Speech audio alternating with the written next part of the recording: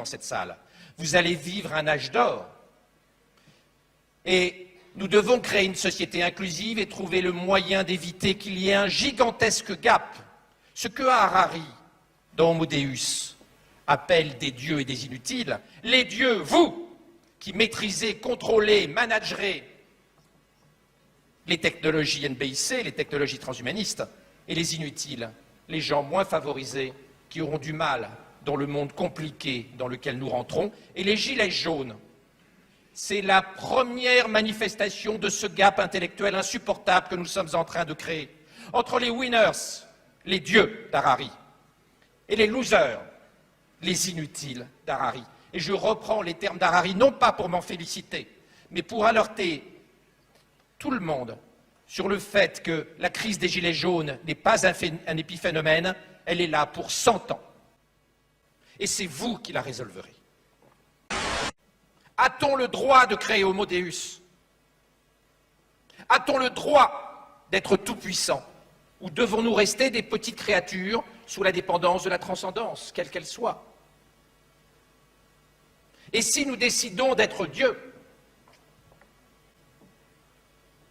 si nous décidons d'être tout-puissants, c'est-à-dire transhumanistes, comment gère-t-on la phase de transition?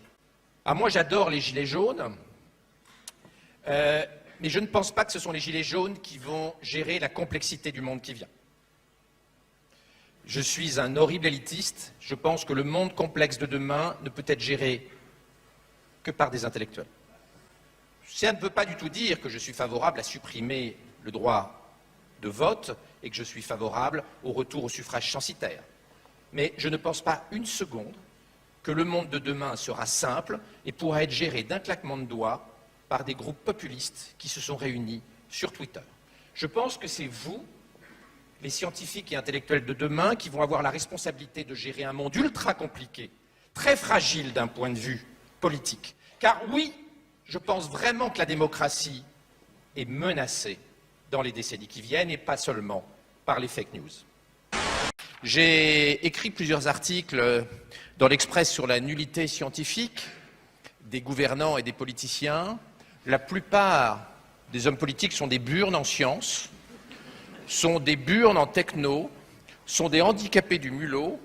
Il faut souligner la chance que vous avez de ne pas avoir ce genre d'oiseau pour vous représenter sur le plateau, mais au contraire quelqu'un qui comprend très très bien l'extrême intrication des enjeux politiques et des enjeux technologiques.